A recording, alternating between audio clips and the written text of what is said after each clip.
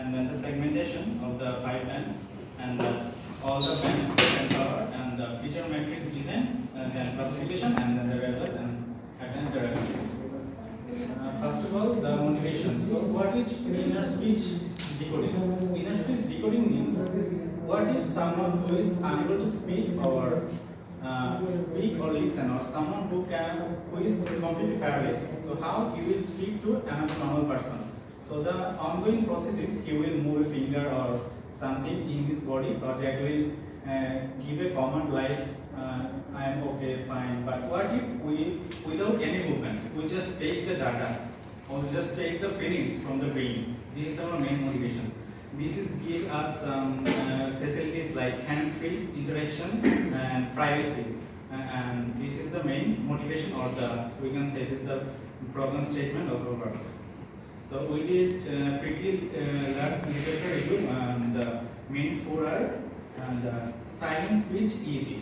It gives 85% accuracy, but the cross validation is pretty low.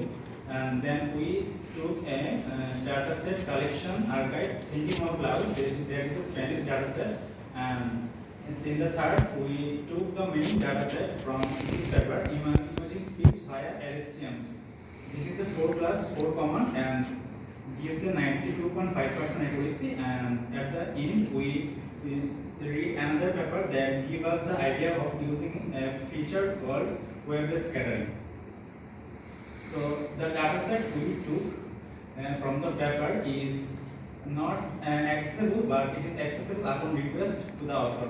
So we got the access, and this dataset used 8 channels and 250 Hz sampling frequency, and the total participants were 4 healthy subjects, 2 female, 2 male, and the total data collection duration was 60 seconds.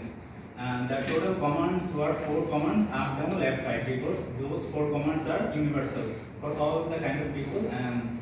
And this is the dataset design, and this is the channel location of our channel location in the EEG.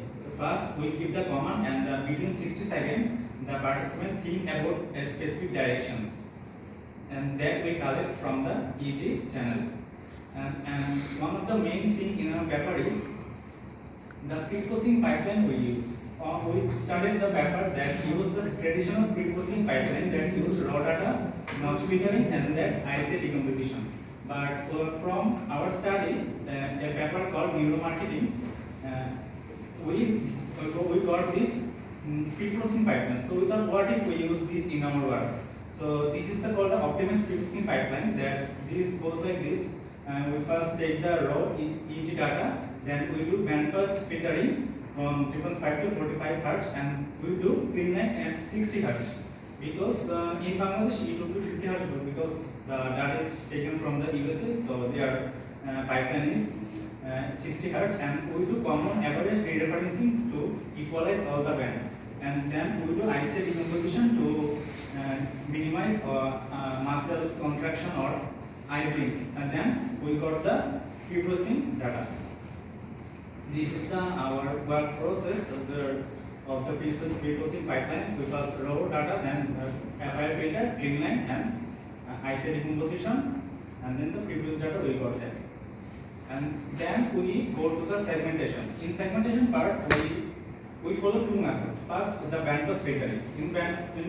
We know that in EEG there are total 5 bands: delta, theta, alpha, beta, gamma, and those 5 bands define 5 states of our mind. Those ranges are specifically defined. So in bandpass filtering, we can manually give the command and the direction of the range from 0.5 to 4 or 4 to 7.5 like that, and we got this band for all the 8 channels. Then we took the second segmentation method, that is called discrete wavelet transform. That is, as our sample was 255 Hz, we took the 5 level discrete wavelet transform, but this discrete wavelet transform we did not give the command like that. It automatically get the range by the 5 levels. And then which segmentation work better? For this we take the power spectral density. For the power spectral density, we took for bandpass filtering for DWT. For the bandpass filtering, we use Hamming window 8 seconds and 25 5% overlap with all the 8 channels and 5 bands, and we sum up and take the mean of our spectral density. Same we did for the DWT or distributed transform. And then we look at the result that shows us that for bandpass filter, the power spectral density shows max power in alpha and beta bands. But in DWT, the max power shows in all theta bands. But what the significance of alpha and beta bands? Alpha means and the participant is in relaxed mode, but beta means the participant very conscious or doing a specific task with full attention. But theta means that it is a deep sleep condition. So of course in this case the bandpass filter is working pretty good.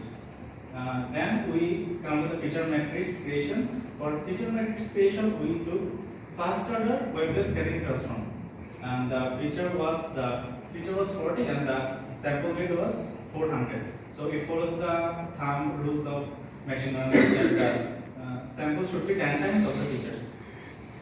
And we also create two features for bandpass and for DWT so that we can compare later. And why we choose waveless scattering transform? Waveless scattering transform is the amplitude modulation transform that is low variance, and for as our dataset is kind of small, so for only 400 samples, so fast order waveless scattering transform work pretty good with this. We got this from our literature review, and we put this data to the materials classifier. So here we can identify and differentiate clearly the bandpass and the DWT. The bandpass, here is the train test, here is the test, and here is the for DWT the train and the test results.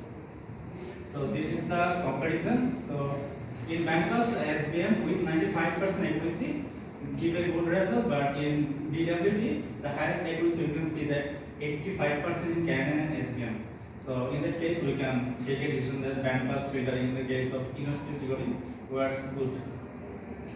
And there's the our bandpass and DWT comparison with us. We took the 5 common model of the classifier. So our base paper accuracy was 92.5%, and with the bandpass and feature matrix creation, but with the help of SVM model, we beat the accuracy with 95%. So after that, we create the Shapley analysis to understand which feature plays the most important role to increase the accuracy. So it will also take two comparison for bandpass and DWT. For bandpass, we can say that channel 1 and that theta bands, channel 1 and theta bands, and channel 1 and delta bands give a higher importance than all other bands. In DWT, we can see that this is unclear, maybe this is the sum of all 30 bands. So in the DWT, it do not give us a specific band so that we can rely on. But in bandpass filter, we can rely on those two feature or two band in future so that we can decrease the channel number. So how our work contribute? First of all, we use the optimized pre-processing pipeline. This is the we first use in the case of inner space decoding. Then the direct comparison of two kind of segmentation, bandpass filtering and distributed transform. And then we chose specifically the first order waveless scattering transform as a feature. And we use the easy and simple classified app rather than the deep learning. And thus with this simple example, we are able to beat the 92.6% accuracy without 95% accuracy. But this is also has some limitation. The limitation is in the small participant. The fits only 8 channels, no cross subject validation, and of course if you can say that we didn't use the deep learning model. Thanks to our course teacher and the Department of Biomedical Engineering for the lab support, and those are the references we use for presentation and paper. And